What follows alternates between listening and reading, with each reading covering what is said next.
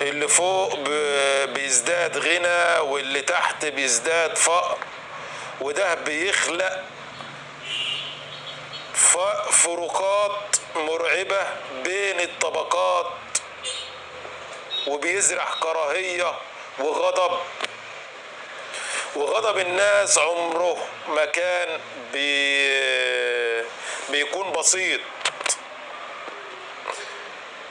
انا مش جاي اقول لك ما تاخدش المساعدة لو محتاج، لكن خدها كحقك مش كرشوة. خدها وما تديش صوتك للي بيشتريك. صوتك ده امانة، ولو بعت الامانة ما تلومش غير نفسك بعد كده. لما الغلاء يزيد ولما المرض يوجعك ولما التعليم ينهار، يا جماعة الخير احنا مش فقراء في العقول ولا في القلوب.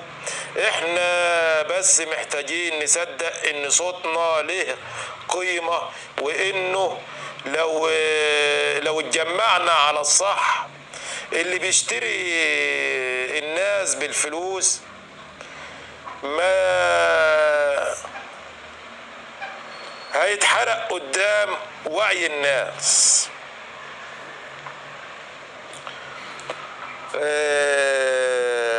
رسالتي للحكومة ولجنة الانتخابات: فعلوا القانون اللي بيخالف سقف الدعاية، واللي بيخالف سقف الدعاية يستبعد فورا.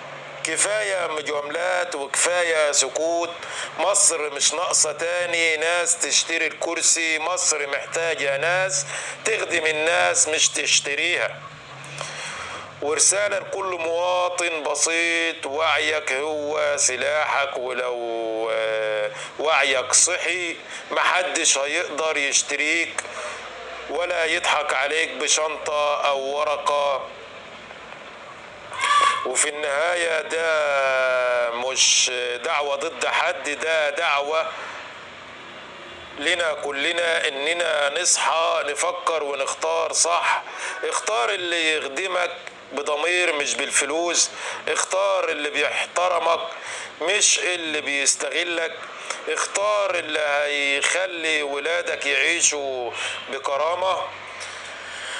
وأنا أحمد العشري، وده كان جسر الأمل. سلام على كل ضمير صاحي ولسه بيحلم بوطن نضيف.